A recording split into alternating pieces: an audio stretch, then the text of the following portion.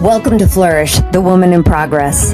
Every conversation here is an invitation back to yourself to steady your body, clarify your mind, reclaim your emotional authority, and align your spirit with the work you are placed here to do. No one drifts into greatness. A woman chooses it. It is here that we build lives that speak for themselves. I am Teresa Ford, and I believe everything beautiful within you deserves room to flourish. This is Flourish, and we are just getting started. Okay, here we go. Part three of our self-empowerment healing series. All right, I love this stuff. I could talk about this forever.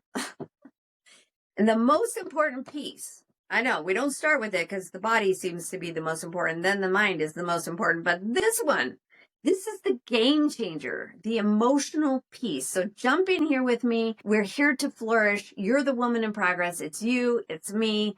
Let's go. Emotional healing is reframing from a standpoint of tracing back where the thought came that triggered your nervous system. Okay, let's talk about the nervous system. Your nervous system is part of your inner guidance system. Your inner guidance system is helping you understand if you're going in a direction of love or if you're going in a direction of fear. There's neutral, and then there's all the degrees of love from I kind of feel okay to wow, this is ecstatic. And I promise we're not going to make that jump because that's too big of a leap. But going from I kind of have a little doubt to despair, right? That's the gamut that we're running in our emotional guidance system. It starts with the brain. So your brain has a thought. It's holding the absence of truth. That's what we talked about in the last episode. And it triggers your nervous system that is sending, on the nanosecond, it's sending a chemical soup out into your body constantly. We're safe or we're not safe to the same degree that we're operating from love and fear. Okay? On that whole sliding scale. So if you think a thought, we'll take the example that I gave in the last episode of thinking a thought, I'm all alone in the world and nobody loves me. Woo! That before I even finished the thought, I had a pain in my heart, but that was my nervous system. It was like, not safe, not safe, not safe. It was sending out this chemical soup to the rest of my body that put me in a state of fight or flight. So you have your nervous system is divided into rest and digest. Things are going well. Everything is fine. Really not too worried. The sky is blue. The birds are chirping. Not thinking of anything that really holds danger for me. And then you have fight or flight. Fight is you're going to defend yourself. Somebody's blaming you, accusing you, or saying something that you don't believe is true. You're going to defend yourself. And then flight is I'm going to disappear. I'm going to get out of Dodge. I'm going to get in my car and go. I'm going to run out of the room. I'm just going to exit the scene. That's flight. Okay. So we're either in fight or flight. And then there's freeze and fawn. Freeze is tiger jumped out of the woods and you're like, whoa, what just happened? I call that blindsidedness, like didn't see it coming, you don't have a handbook for it. And if that happened in our childhood, it got stuck in our body. There's a good chance we didn't shake it off, right? It just like, okay, I got in trouble for something I didn't know I could get in trouble for. And then that sticks with us for a really long time. We'll talk about that one here in a second. But the fawn is survival only. I'm sorry. I will become anything you need me to be. If mom is on the war path, we're like, whoa, what do I have to do to change me so that she can be happy and I don't get in trouble? Like, oh, she doesn't like messes. I'll go clean up my room. Oh, she doesn't like, a child that gets bad grades and I'm going to be smarter. I'm going to be perfect. I'm going to be over responsible. I'm going to be hyper independent. We are reacting in a way that makes us feel safer. If we had a father that wouldn't give us the time of day or is always hypercritical, we're like, I will be perfect. I will control every last aspect of me so that you can be happy. And that's where we build up codependency is like, I will change me so you can be happy. Or I need to change so you can be happy. Or I'll care more about your problems than you do so that you can be comfortable and I'll suffer. I'll take the blame. I'll take the heaviness. I'll care more, right? And then we become the doormat. We become unappreciated. People take us for granted. We're always left holding the bag. That's a lot of emotional stress that doesn't have to be there, right? So when we feel safe, none of that's happening. And when we don't feel safe to any varying degree, we are doing one of those four things to one degree or another. Okay. So the body is in constant communication. And how do we know if we're there? We feel good. How do we know if we're not there? We don't feel good. We have anxiety and even depression. We have overwhelm. We have negative emotions where we're trying to troubleshoot life. We're trying to figure out what the answer is to keep ourselves safe. And so we're overworking, we're avoiding, we're people managing, we're attached to outcomes, we're trying to fix things, and we're trying to help others that aren't asking for our help, and we're trying to take someone's love or someone's attention or someone's time that they're not even offering, and we become this anxious attachment person that we're like, wait, who even am I? That's all part of trying to stay safe, trying to be connected, trying to belong, trying to get those basic needs that every child needs. And every child is the person that lives within you. And in your nervous system, if some of this got trapped back in the day because our brains weren't fully developed, we didn't know how to handle life. You know, like our parents would say to us, you should know that by now. But should we have? Did they adequately teach us what they needed us to know so we didn't make any mistakes? There's no such thing as no mistakes. And your parents' ability to repair with you made all the difference in the world whether you held that energy in your body or not. So if they didn't repair with you because they lost their cool and you were to blame, you took that on and it stayed because they didn't say they were sorry. They didn't talk you through it. They didn't walk you through a situation you had never lived in before. And now that's part of your nervous system memory. And so if anything is happening now that has a hint, a sense, or a flavoring of some of that stuff that happened in the past, you're trying so hard to react in the right way so it keeps other people comfortable, and you're walking on eggshells and you're doing all the gymnastics, emotional gymnastics, to put on a good show so that you are not the reason everyone else is upset. Your nervous system is dysregulated.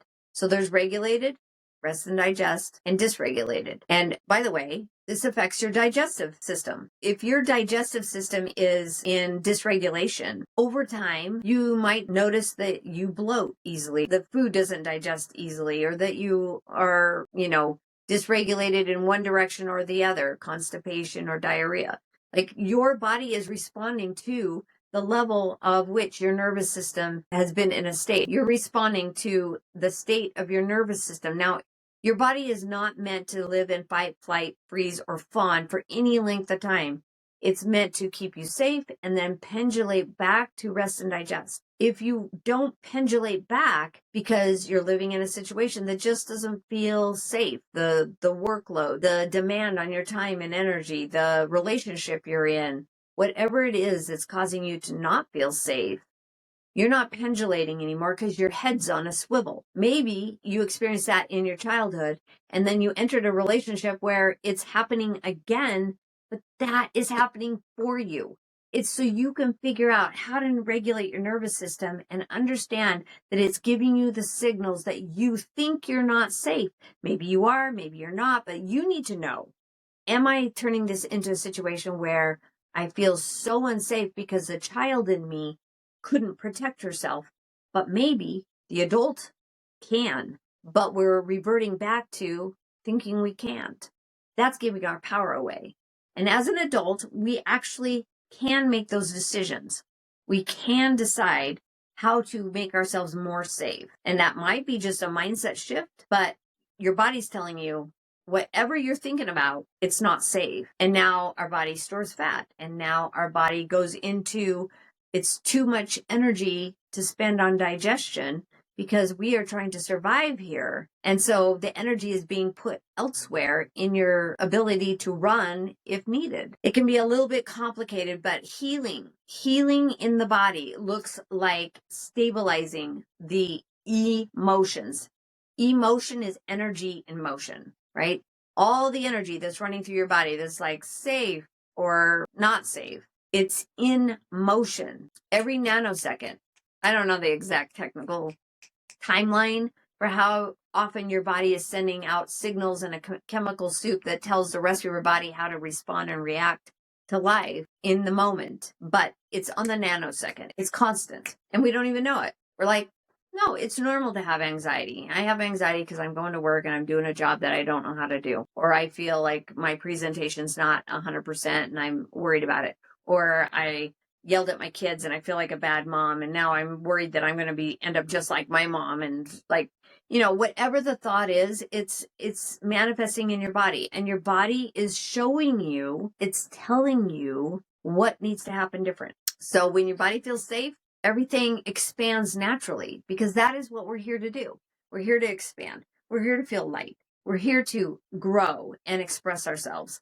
But if it's not happening because we're not feeling safe and we're dysregulated, aka triggered, right, sets off a memory that happened a long time ago that is not necessarily happening right now, but it sure feels like it. And so we give our power away. And that's why we feel helpless. And that's why we feel unsafe. Healing looks like assessing, what did I just think about?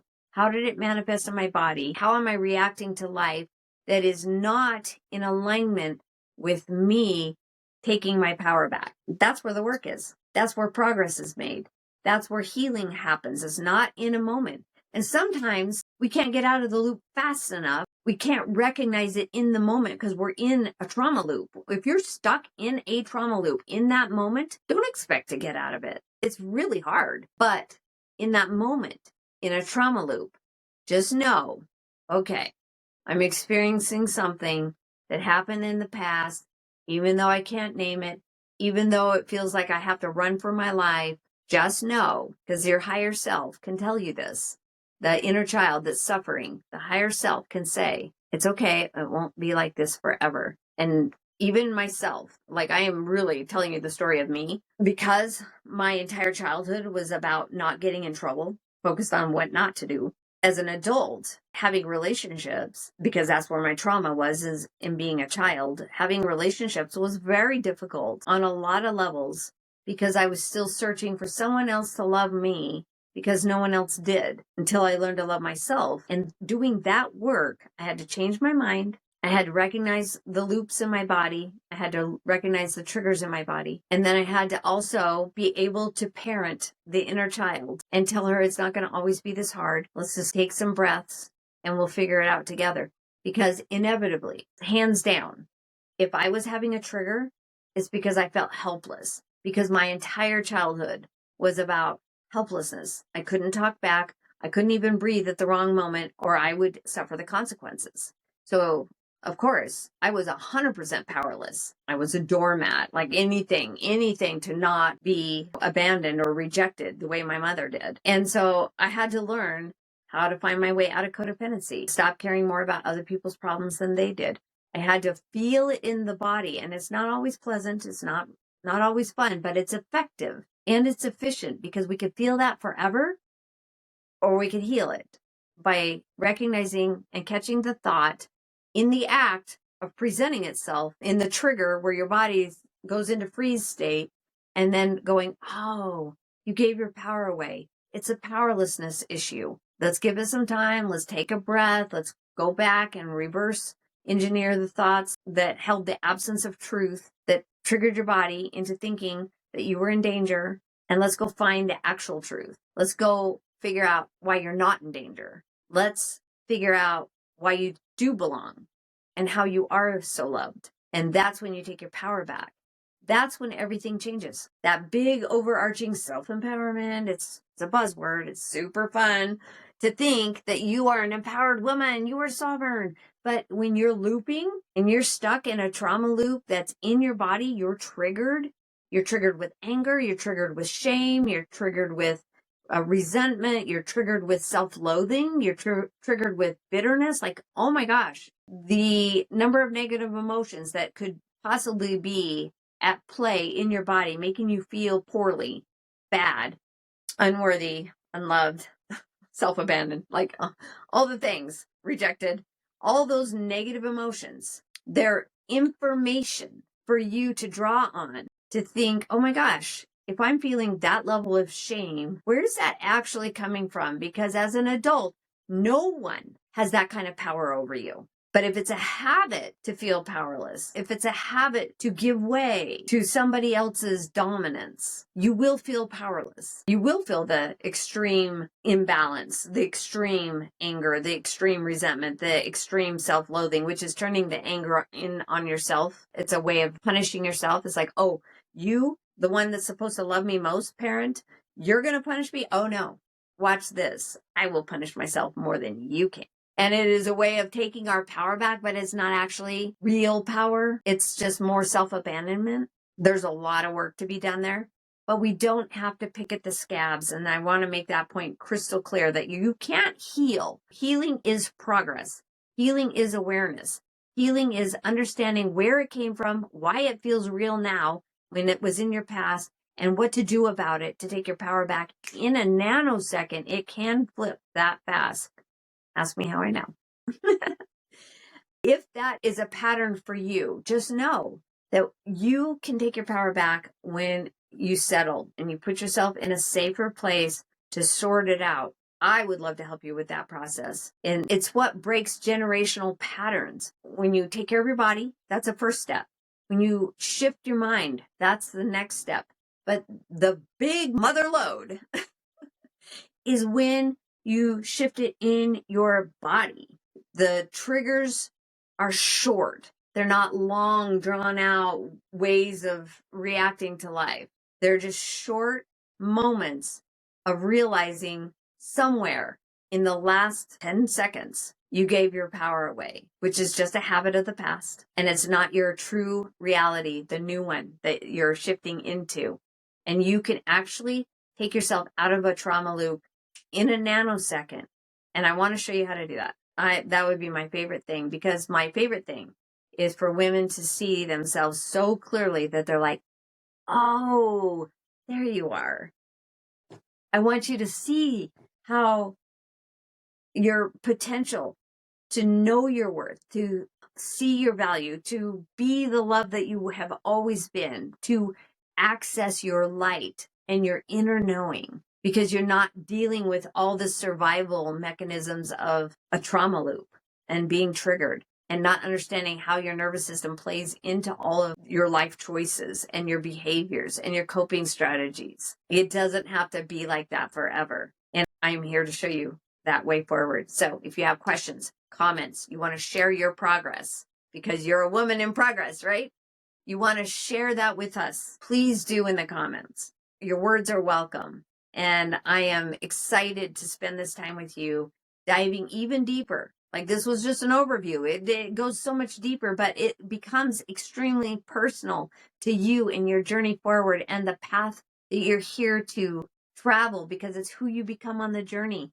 It doesn't happen overnight. It doesn't happen in perfection. It only happens in progress, because you're practicing being your higher self, one recognized trigger at a time. So the triggers aren't wrong. They're information.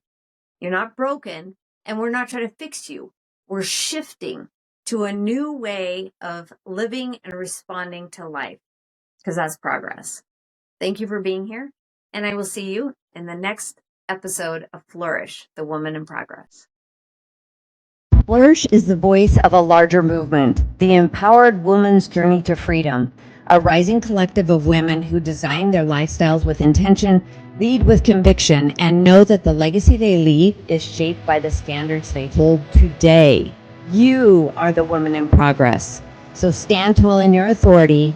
And when you lead yourself well, it changes the trajectory of generations. That is the point. If something stirred within you, don't ignore it. Explore it, follow it, expand from it. It's who we are, it's how we live, it's what we do. And I'll see you next time on Flourish.